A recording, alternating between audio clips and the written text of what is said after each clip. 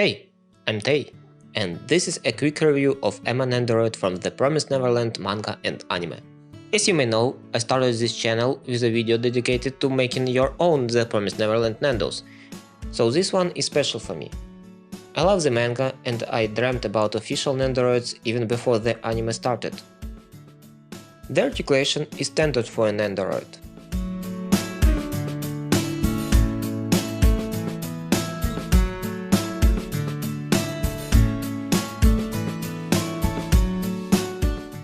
Emma has two hair antennas that can be moved or lost easily, so be careful.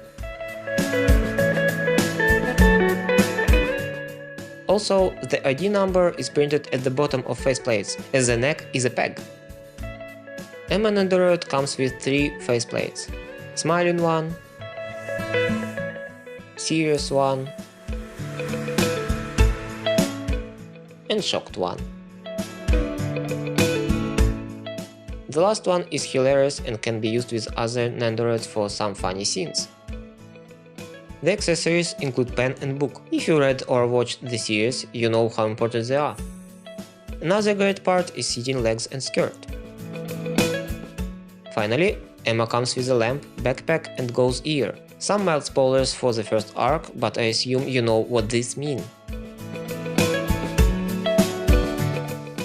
All in all, I love this Nendoroid. Emma is a great character and I'm happy her Nendo has a very important part. The range of legs, arms and hands is huge for one Nendoroid, and that's really cool. I believe she may be my favorite Nendoroid of this year. The only problem I see, lack of Norman and Ray Nendoroids announcement. So I suggest we all go to the request page on Good Smile Company site and let them know we need boys too. As for the photo, to be honest, I didn't have enough time to make a nice shot, so I just went with what I got, some candies and tea.